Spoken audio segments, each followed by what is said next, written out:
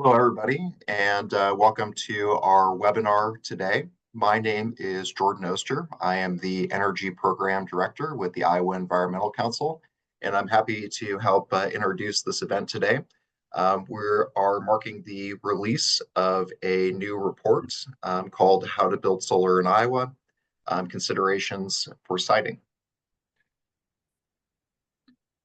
If you're not familiar with the Iowa Environmental Council, I'll give you a quick overview of our organization. We are a nonprofit organization with statewide membership, and we are celebrating our 30th year this year. Our mission is a just, healthy environment and sustainable future for all Iowans. Our core values are that our greatest strength is our relationships. Our work is informed by science, data, and stories. We are a trusted voice, respected for our integrity and resourcefulness. Sometimes we educate and lead, other times we learn and follow. We are inclusive, we are nonpartisan, and we listen to others. Our vision for the future of Iowa has many diverse land uses. It has healthy habitats, a variety of economic drivers and opportunities for all Iowans. It includes equitable access to our land, outdoor recreation, and affordable, reliable, and clean sources of energy and drinking water. We envision resilient communities and an engaged public with equitable access to the democratic process. For IEC, we focus our action at a number of different levels. That includes education, outreach, and coalition building. The state is primarily our primary focus and venue, though we also work on local action at the community, county, and watershed level. We also interact with federal policies that can sometimes bring to large scale change. Today, presenters are my two colleagues, Noah Daniel, the Renewable Energy Siting Associate with the Council, and Steve Geyer, our Senior Energy Policy Counsel. And I'll give you a brief agenda for today. First, we'll hear a little bit about the RSTEP program, which is a federal program that has made the update to our solar siting guide and additional resources available. We'll talk about Iowa's energy landscape and the new market for electricity, overview of solar in Iowa and its economic impacts. We'll take a deeper look at county-level solar ordinances and best practices. And finally, we'll have time for questions with our remaining time. I will add at this moment, use the Q&A function that is part of Zoom here if you do have questions that pop up during the presentation, and we'll try to get to as many as we can. But now I'm going to turn it over to Steve. Thank you. Thanks, Jordan.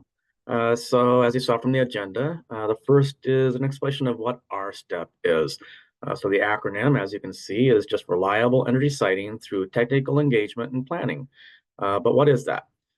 So it is a Department of Energy granted program for 3 years. And so what is the program intended to do? It's intended to provide education and technical assistance to local officials and the stakeholders in terms of siting and permitting for utility scale wind, solar, and battery projects. It's intended to be a collaborative process to disseminate resources out to the individuals that are responsible for making these decisions. And it's also intended to then provide not only the ability of a resource database, but also provides the opportunity for technical assistance should a county or entity actually desire that. Who are the parties involved? So Iowa State Extension actually is the project lead in this project. Center for Rural Affairs, Environmental Council, Great Plains Institute, and the Iowa Energy Office comprise the parties basically responsible for, and it's a 3-year program, by the way, if I didn't say that. Next slide, Jordan. This is, in fact, a QR code, should you desire technical assistance. And in fact, Jordan will place this in the chat function, I believe, so that you can have access to it, because we'll move past this to the next slide. So what is the energy landscape in Iowa? And why are we even, frankly, looking at aspects of why do we need to address solar or wind? Here is basically where we've been and where we're at now. You'll notice back in in 2000, 25 years ago, we were literally almost entirely a coal generation state. Everything we had was coming from coal plants, a little bit of gas, primarily peakers, but not much in the way of anything else. Now we transition 25 years later, and you'll notice that wind actually comprises the largest portion of our energy. That crossover point actually occurred in 2019, where wind actually started doing more for Iowa than the coal plants did. You'll also see from this graph that we have an uptick in terms of gas generation and a little bit of an uptick back in terms of that bottom one you can barely see there is actually solar, which is starting to actually pick up. So last year we had 66% basically of the energy in Iowa accounted for by wind, while solar was 1%. Jordan, next slide. So why? Why are we seeing this shift towards renewable generation? The reality is because it's lower cost than other forms of generation.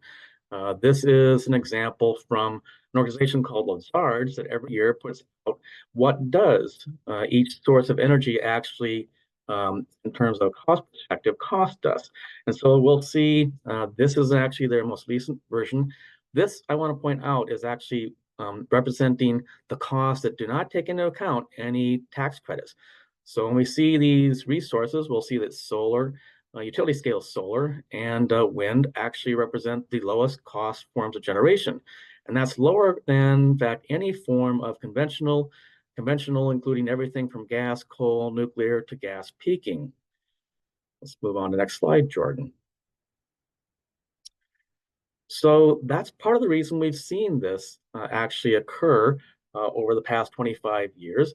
So let's take a look at how does that represent Iowa, recognizing that Mid-American and Alliant represent the two companies that serve most of Iowa's businesses and residences. This is a very small snapshot, only, in fact, 1 year difference between 2023 and 2024. And even in that 1 year, we'll note that on the Mid-American side, wind basically jumped from 60% to 64% of their overall generation. And similarly, the coal actually reduced from the 25% down to the 21%. Notably, Alliant also has seen an increase in wind. That went from the 32 to the 37 in 2024. Natural gas remained at 50% of their overall generation. I do want to make a couple of notes in terms of where things are headed. This will actually increase. So as we actually sit here today, Mid-American has actually put a proposal out there. In fact, had a hearing at the Utilities Commission yesterday to add 800 megawatts of solar. And Alliant actually, on the wind side, has a proposal for 1,000 megawatts of wind, which will continue to actually increase the portion of the wind and solar for both companies as we move forward. Next slide, Jordan. So more in the terms of the key drivers and why we're seeing not only the cost aspects here, but we are in fact seeing an increase in demand for electricity. That's being driven by not only business growth, but we have EVs taking on a part of it. We have electric heating taking on a part of that in the form of basically heat pumps, for instance. And probably importantly, and part of the reason that we're seeing a lot of projected increase in consumption are data centers.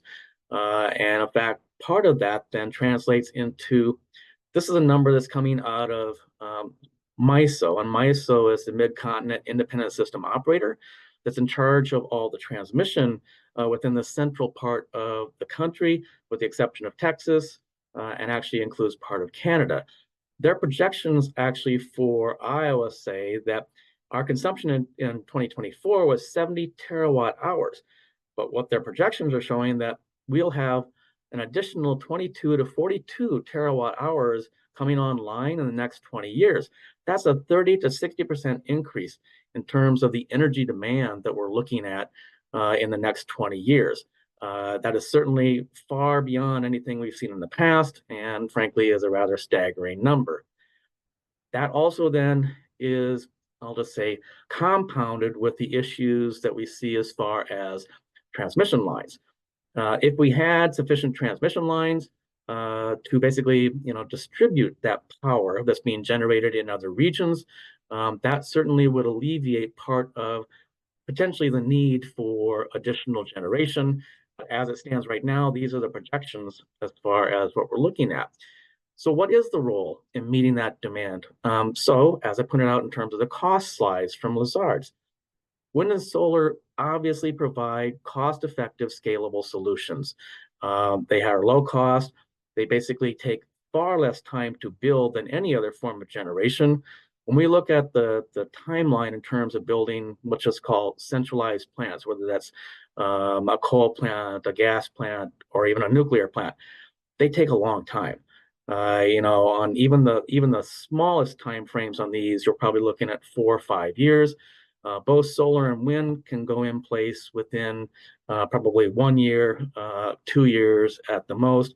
The biggest difficulty with, I think, siting the wind and the solar is exactly what we're here today talk about, which is, in fact, finding a place which is amenable to solar and wind. And then storage and grid upgrades help balance the supply and demand. Similarly, we are seeing actually Alliant add storage to their system, also helping us basically in terms of meeting the energy demand that we're looking at and doing it cost effectively. So Jordan, next slide. So let's shift to solar. And so where have we been? Where basically are we right now? And then potentially where are we going? So solar has grown in Iowa. It certainly is not is on the scale of wind. Wind, we have roughly 14,000 megawatts in the state. Solar, currently we have about a little over 1,000 megawatts as of March 2025, and 677 roughly of that is utility scale. The rest of that actually is businesses and residences that account for certainly the portion that was up to, I'll just say, the first utility scale project, which was 2021 in Louisa County. And that was 127.5 megawatts. And then recently one overtook that, which was the 200 megawatt facility in Lynn County, which is now part of Alliant's portfolio. And in terms of anyone that questions, well, is solar actually doable in Iowa? It certainly is. Iowa actually, in terms of our solar potential, is 16th in the U.S. And our resources are similar to whether it's Florida, Georgia, South Carolina, and in fact, actually better than a lot of the states. And then on the very bottom, that is actually a picture, basically map of Iowa up until 2022 actually had a solar tax credit. It was 1/2 of the federal tax credit, or in other words, 15%. And so what you're seeing here is then based on the shading. So the darker the shade, it's indicating where there is more solar, or think of it this way, it's where solar tax credits were awarded by the state. You will also notice that there was a predominance of that on the eastern side of the state, which basically, I'll just say, is certainly something that reflects back to also Alliant had a similar system that was actually a rebate. So they had a rebate program in addition to then a federal tax credit and a state tax credit, which then, for the most part, put a lot of solar on the eastern part of the state. Jordan, next slide, please. So solar and wind, and certainly wind has kept our rates low compared to our neighbors. We have basically for both wind and solar, you have zero fuel expense. And solar basically is low maintenance. The cost of solar has actually dropped 90% in the last decades and continues to drop, by the way. And it's a complement to wind.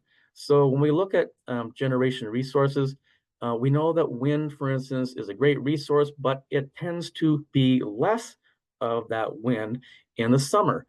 Solar, just the opposite. Solar actually complements because its greatest production is during the summer and less so than in the winter when wind actually has a more predominant production. So the demand for renewable, at least we believe, will continue because multinational companies are working to achieve their sustainability goals. This also benefits Iowa. And again, if we just go back to the aspect of trying to keep rates low and lower costs, then solar certainly fits that bill. Next slide, Jordan. So let's shift to then the county siting and ordinances in Iowa. So I'm sure many of you already know Iowa does have home rule, and so counties can set their own rules for solar siting installation. So roughly half of the counties have nothing in their ordinances regarding solar right now, or basically you have some that are in moratorium. We encourage counties to adopt a comprehensive ordinance following the existing best practices from across Iowa and the Midwest, but also be cognizant and take into consideration that the Iowa Utilities Commission actually has final approval on projects that are over 25 megawatts, which in this case is actually anything that we would categorize as utility scale solar. Next slide, Jordan. And with that, I will turn it over to Noah to talk about our solar guide. Thank you, Steve. So as Steve said, we're going to turn to our solar guide that discusses some of the specifics counties may want to cover in a solar ordinance. The best practices and recommendations that we're about to discuss can be found in our corresponding guide, which is available on our website now. Next slide, please. Beginning briefly with the comprehensive plan, as I'm sure our audience is aware, Iowa Code specifies that zoning ordinances and decisions shall be made in accordance with the comprehensive plan. While counties are required to have a comprehensive plan, they are not required to have ordinances. However, if a county does choose to have ordinances, they should not be incompatible with state code and the state's intentions. Given this, we recommend that counties contemplate and encourage renewable development by adopting ordinances that align a county's comprehensive plan with the state's and county's intentions to attract such development. And we can see an example of this from Cedar County on the bottom half of the slide. Next slide, please. Moving on to approval process and location.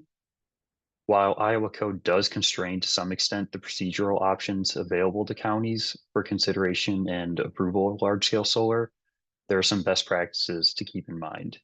These best practices primarily apply to counties that have adopted zoning and may not apply to counties without zoning.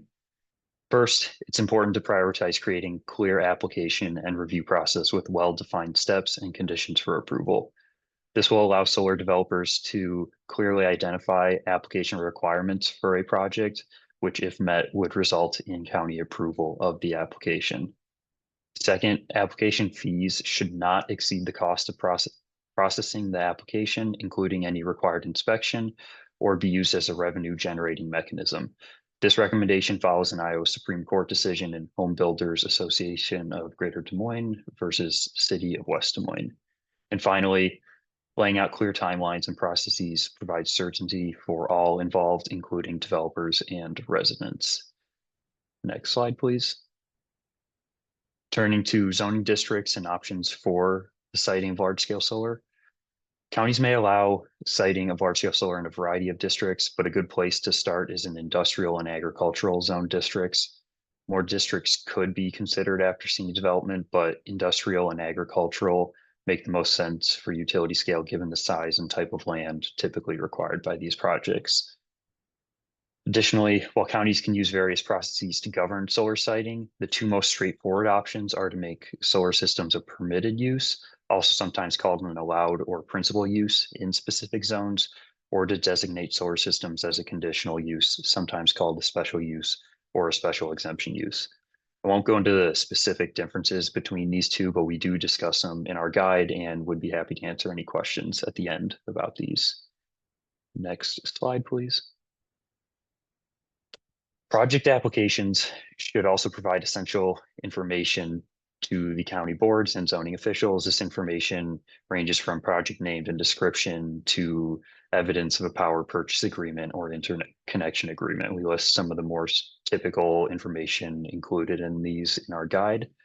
And as Steve referenced earlier, the Iowa Utilities Commission has final approval for projects 25 megawatts or larger. And as such, we recommend that for these projects above 25 megawatts, counties accept the information submitted in such an application to the IUC in lieu of a separate application to avoid duplication. Next slide, please.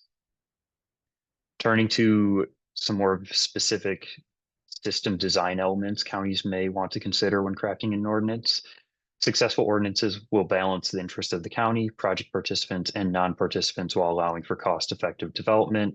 To allow for such successful solar development, ordinances should rely on established best practices that preserve the interests of all stakeholders without imposing onerous restrictions.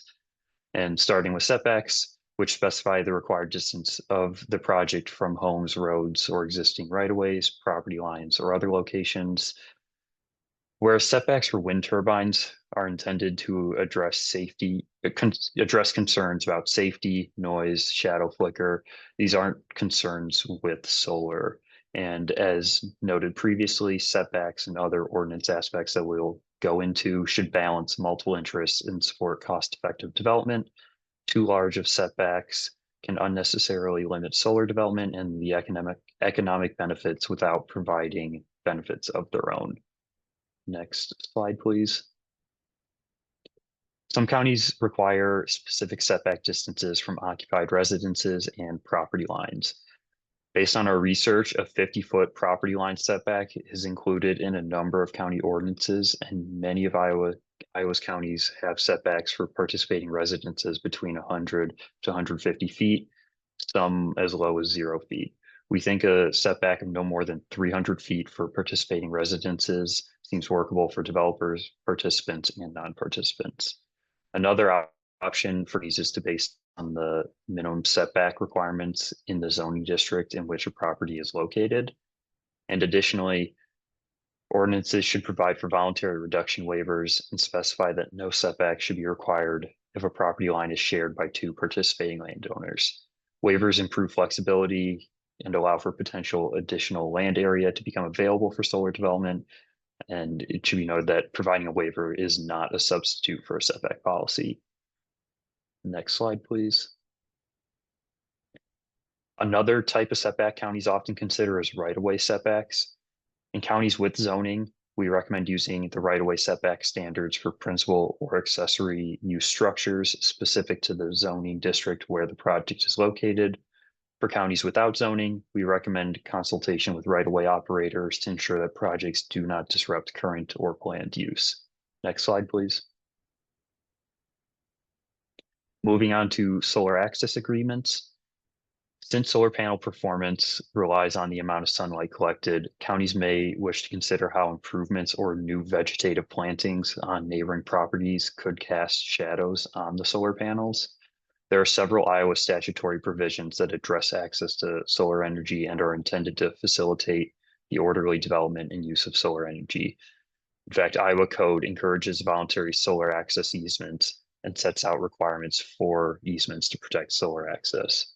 The code also authorizes city councils and county supervisor boards to establish solar access regulatory boards or authorize certain existing boards for this purpose.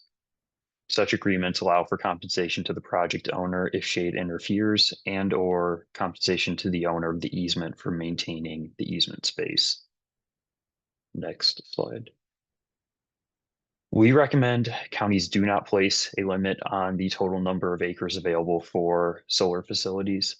Counties with land acreage caps make themselves less attractive to solar developers as these projects typically require significant space to be economically viable. By making projects unfeasible, counties discourage the economic benefits associated with utility scale solar and also restrict Iowa's capabilities to meet its clean energy goals. Further, capping the number of acres available may prevent innovative practices such as agrivoltaics from being scaled up in Iowa. We'll discuss agrivoltaics in a little bit. Next slide, please. Utility scale projects, as I keep saying, take up a lot of land, multiple acres of land, and they offer owners an opportunity to demonstrate a commitment to environmental stewardship and help reestablish native prairie across the state. Native or perennial vegetation also helps developers improve soil health and water quality, which in turn provides the practical benefits of meeting stormwater drainage permitting requirements and reducing erosion on sites. As there are many important considerations related to this, we recommend counties wishing to require perennial vegetation consult a qualified natural resource professional.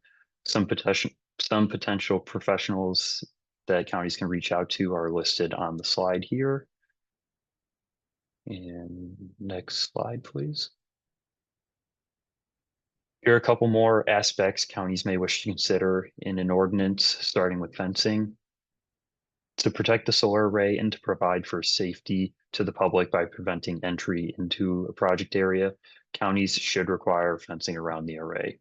However, fencing requirements should be limited as developers are required to follow the National Electric Code's requirements, which are updated every 3 years. We also recommend that counties allow for or encourage fencing that facilitates the movement of wildlife and pollinators, such as deer fencing. Onto system height requirements.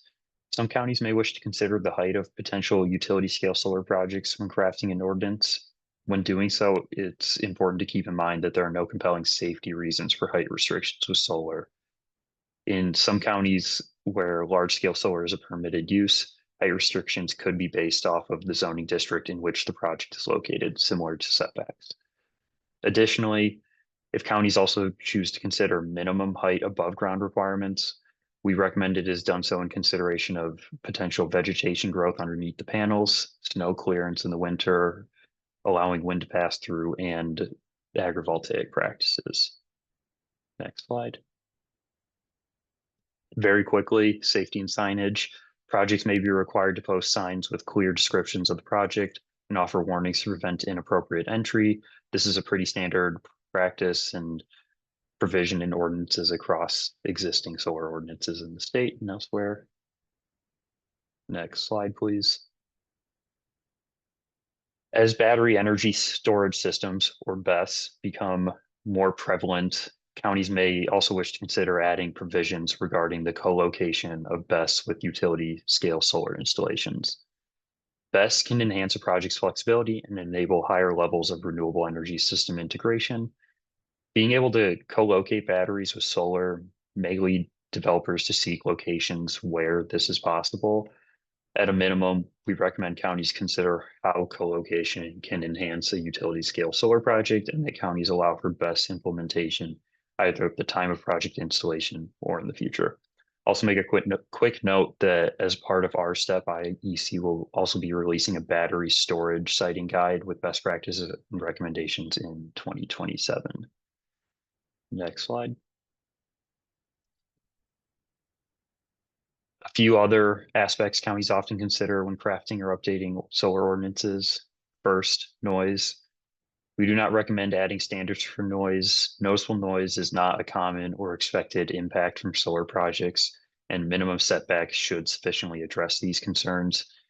Further, counties can also include a section encouraging project developers to design a facility in a manner that minimizes noise. Developers are often required to present modeling that displays setbacks and other project aspects, and counties may ask developers to simultaneously present modeling that demonstrates a project is designed with noise in mind. Next, screening. We do not recommend counties require screening as they can add cost and cost shading on the panels. We think it's important that counties consider whether screening requirements would be arbitrary and what, if any, other land uses currently require screening. On to glare. Given how solar panels are constructed to absorb sunlight, glare is not typically a major issue. As such, we do not recommend counties add a glare provision. Sometimes local authorities may require a glare study that shows the potential impact to the surrounding area, such as airports and roadways, typically with infrastructure. For example, the FAA required the city of Ames to conduct a glare study for its community solar project as a result of its proximity to an airport. Next slide, please. Moving on to prime farmland and agrivoltaics. As large-scale solar development becomes more common, so too does concerns over the impact of prime farmland. While the placement of solar panels may limit agricultural uses for prime farmland, the construction and operation of a solar system typically has less of an impact than other forms of commercial development. County officials should consider the potential for agrivoltaics or the combination of agriculture and solar power production on the same land to maximize land use efficiency and generate multiple types of benefits. Agrivoltaics can enable solar development while preserving agricultural productivity and providing economic benefits for landowners. Iowa State is currently conducting an agrivoltaics study in partnership with Alliant Energy to determine best practices and which crops or other agricultural activities pair best. These are discussed in detail in the appendix of our guide and can also be found on Iowa State's website. Due to the potential of agrivoltaics, we recommend counties avoid placing restrictions on the development of agrivoltaic projects. Next slide, please. Turning to aspects of an ordinance counties may wish to require or may wish to consider that are related to construction, operation, maintenance, and decommissioning of utility scale solar projects. Next slide. First, infrastructure and road agreements. Solar construction will utilize roads in and out of a project site, but counties should have a lesser expectation of road impacts from solar development compared to wind development. Still, to address potential impacts to public infrastructure, counties should put in place a process for assessing and repairing infrastructure prior to construction. One option for counties, which is common in existing ordinances, is to require a pre-construction plan for handling potential impacts from solar construction, as well as require a post-construction review to identify further impacts and provide for repairs. It's important that the established process clearly defines for all parties what specific impacts a developer will be held responsible for and what steps must be taken to mitigate potential damage. This makes it clear for all who's responsible for what. Next slide, please. Another common aspect of solar ordinances is site maintenance plans. Solar projects are expected to be in operation for at least several decades, and to address both short-term and long-term maintenance, counties should require a site maintenance plan designed to avoid negative impacts on the surrounding land, water, and neighbors. Common elements of site maintenance plans include, as you can see on the slide, soil erosion and sediment control, stormwater management, ground cover and buffer areas, cleaning chemicals and solvents, and maintenance, repair, or facility. We'll discuss some of these going forward. Very briefly, cleaning chemicals. We recommend counties do not spell out specifics when it comes to cleaning chemicals, but rather include a provision that project owners and operators comply with all federal and state regulations. Next slide. Counties often wish to consider requiring or address emergency responses through an emergency response plan. When doing so, we think it's important to define what an emergency such a plan will cover and how it will be defined, as well as how it differs from typical emergencies already covered by emergency service personnel. Answers to these questions will help determine if there are unique considerations that must be accounted for with the utility scale solar project. We also recommend that counties require an emergency response plan at the time of application that documents and specifies how emergencies will be dealt with, and that such plan is agreed upon prior to the beginning of construction. Next slide. Lastly, turning to decommissioning plans. Planning for the responsibility of discontinuation and decommissioning is a prudent step for a county ordinance. We recommend that such a plan is required and that defines the obligations of the project developer and the anticipated cost to remove the solar array and to restore the land when the project is no longer used.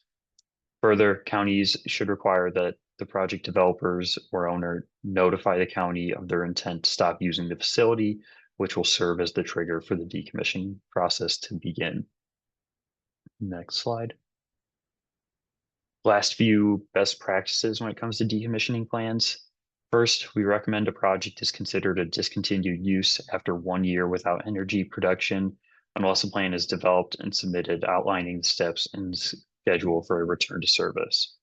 Second, we recommend that commencing on the starting date of commercial operation and annually thereafter, the operator continuously maintain a financial assurance mechanism in the form of a performance bond, letter of credit, and/or other security approved by the county. We recommend against requiring cash as a form of security because forms other than cash can afford flexibility. Finally, we recommend that counties do not require owners and operators to deposit the security with the county. It's usually large scale, large utility companies behind this who are going to be in operation for the span of the project and after. Next slide. One more plug for our solar siting guide. We'll drop the link in the chat. It can be found on our website. A recording of this webinar will also be available to view on our website alongside the guide. Next slide. One quick acknowledgement, as alluded to at the beginning, this material is based upon work supported by the U.S. Department of Energy Office of Efficiency and Renewable Energy through the Reliable Energy Siting through Technical Engagement Planning, or RSTEP program. RSTEP is administered with support from the Partnership Intermediary Agreement that the U.S. Department of Energy has with Energy Works. Next slide. And with that, I would like to say thank you for joining us today, for your time. I'll turn it back to Jordan, who will help facilitate any questions.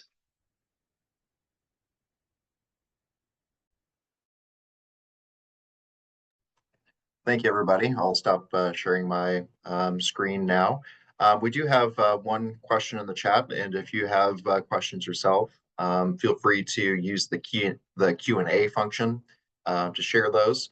I think this is maybe a question best for Steve. The question is, I'm seeing fossil fuel advocates and utility folks claim that the levelized cost of energy for clean energy sources, such as wind and solar, don't account for the cost of backup, such as gas peakers, battery, or other generation necessary to account for the demand during intermittent wind and sun availability. Would you be able to speak to some of these claims, Steve? Sure. I mean, I view it this way. Once the energy goes on the grid, and when it is sold into the market, it's sold at its actual levelized cost or the cost of production. And so the only thing that would bring in the aspect of trying to account for the entire system, which is part of what basically I mentioned MISO before, part of what MISO serves is ensuring that we have sufficient capacity in the system to actually take care of not only the projected peak load, but then actually have a reserve margin. And so when we think about this, we have to think about the aspect of what capacity represents and what energy represents. And so certainly from the energy perspective, the renewables actually provide the better resource, the lower cost resource, which is why actually back to my graphs in terms of showing why the utilities are reducing their output from their more expensive fossil units and actually trying to encourage and sell into the market the lower cost forms of, in the case right now, wind and solar. In terms of, I'll go back to MISO. So part of what we are seeing is MISO has in fact accounted for exactly what's being talked about as far as, you know, the interrupting or basically the intermittent nature of wind and solar.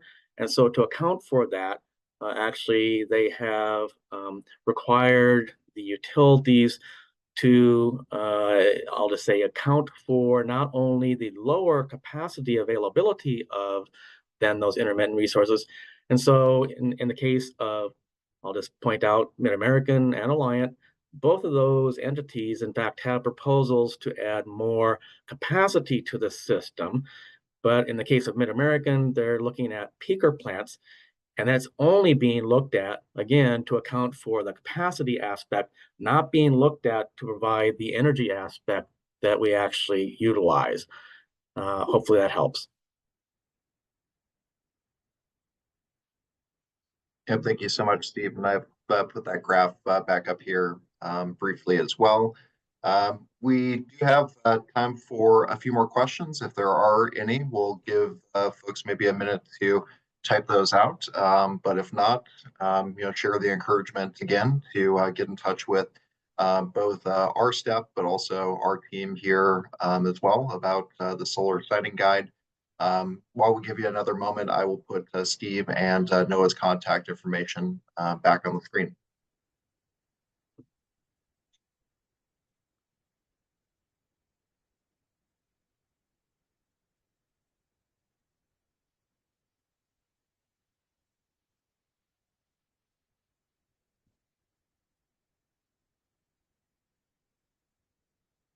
Well, seeing no further questions, I think we can wrap up our session here, and we hope that this isn't your last contact with us as well. We hope that we can keep in touch and continue to provide resources for years to come on this important issue.